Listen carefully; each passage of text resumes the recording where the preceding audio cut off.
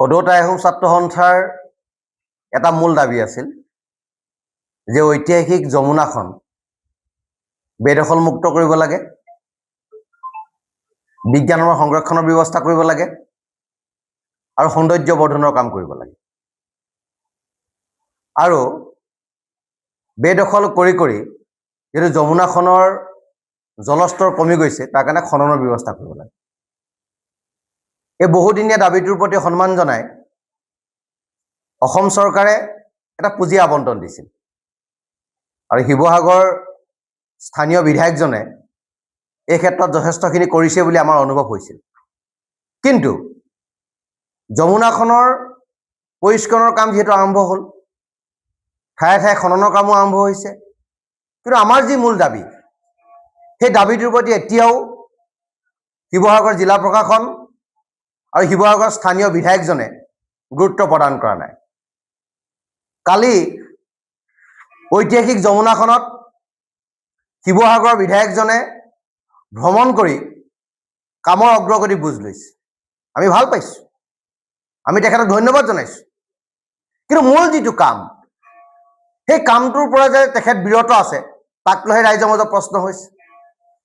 তাক লৈহে আমি প্ৰশ্ন কৰিব বিচাৰিছোঁ তেখেতক যে যমুনাখনৰ বেদখল মুক্তৰ কাম আপুনি কেতিয়াৰ পৰা আৰম্ভ কৰিব, নে আপুনি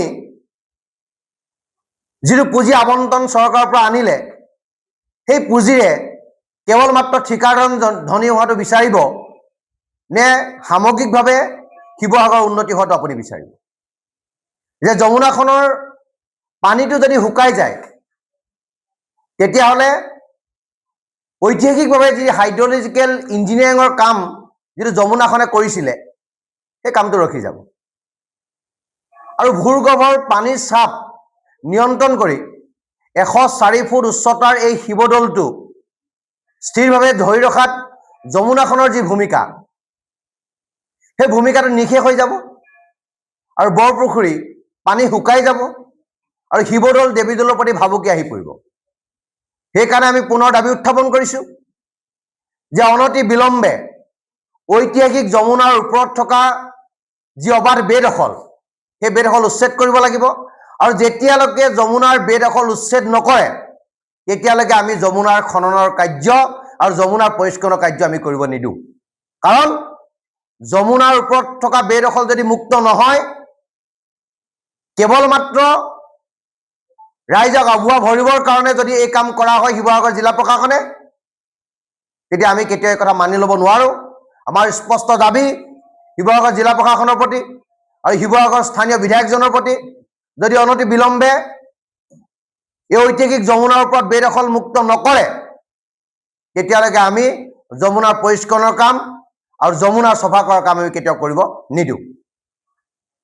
ওপৰত থকা প্ৰতিটো বেদখলেই উচ্ছেদ কৰিব লাগিব।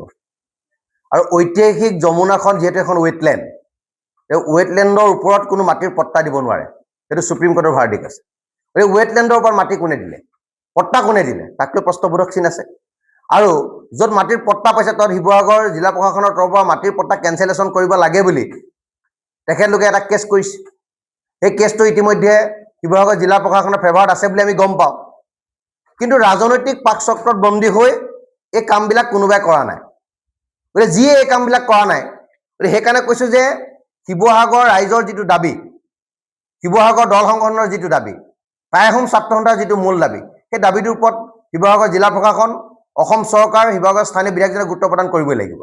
যদি গুৰুত্ব প্ৰদান নকৰে তেতিয়া আমি বিকল্প ব্যৱস্থা ল'ম। যদি প্ৰশাসন, আমি বাৰে প্ৰতি কৈ আছোঁ, যদি আপোনালোকে নাভাঙে আমি ভাঙি দিওঁ। এবাৰ আমি শিৱসাগৰ জিলা প্ৰশাসনক লগত লৈ শিৱসাগৰ যমুনাখনৰ চাৰিওফালে টাই আহোম ছাত্ৰ সন্থাই লাল লাগ দিয়াৰ কাম আমি আৰম্ভ কৰিছিলোঁ। যমুনাখনৰ উচ্ছেদকৈ বেদখল মুক্ত কৰিব লাগে বুলি আমি প্ৰতিটো ঘৰতে লাল লাগ দিছিলোঁ, প্ৰশাসনে সেই কাম কৰিছিলে। কিন্তু ৰাজনৈতিক পাকচক্ৰৰ কামটো বন্ধ হৈ ৰ'ল। কাৰণ বহুতে ভাবে যে যমুনাখন উচ্ছেদ কৰি দিয়াৰ লগে লগে কাৰোবাৰ নহয় কাৰোবাৰ ভোট বেংকত ক'ৰবাত ক্ষতি হ'ব। কিন্তু তেখেতলোকে এইটো নাভাবে যে যমুনাখন বেদখল হৈ থাকিলে, যমুনাখনৰ পানীৰ আৰ্দ্ৰতা কমি গ'লে আৰু যমুনাখনৰ পানীটো কমি যোৱাৰ লগে লগে শিৱসাগৰ বৰপুখুৰী দেৱীদৌল, বিষ্ণুদৌল, শিৱদৌল এই চাৰিটা সম্পত্তিৰ প্ৰতি যে ভাবুকি আহিব সেই কথাটো এতিয়া তেওঁলোকে নাভাবে আৰু নাভাবে কাৰণে ৰাজনৈতিক লাভালাভৰ কাৰণে এই কামবিলাক কৰে। গতিকে এই কামটো আমি কেতিয়াও কৰিব নিদিওঁ।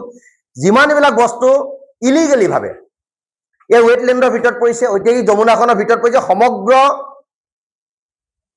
উচ্ছেদ কৰিবৰ কাৰণে আমি প্ৰশাসনৰ দাবী উত্থাপন কৰিছোঁ। আৰু বিধায়কজনে যদি এইখিনিত ক'ৰবাত যদি চেলেঞ্জৰ সন্মুখীন হয় আমি লগত থাকিম, শিৱসাগৰ ৰাইজ থাকিব, শিৱসাগৰ দলঙন থাকিব আৰু সকলোৱে একেমুখে ক'ব যে ইলিগেল কনষ্ট্ৰাকশ্যন ৰোধ কৰিব লাগে। আৰু ইলিগেল কনষ্ট্ৰাকশ্যনটোক যদি নাভাঙে তে ইলিগেলটোক লিগেল কৰাহে হ'ব। গতিকে এটা আইনগত ব্যৱস্থাৰ মাজেৰে গৈ এই কামবিলাক কৰিব লাগিব। যদি আইন ভংগ কৰি কোনোবাই ঘৰটো বনাইছে তাক ৰক্ষণাবেক্ষণ দিয়া মানে কি?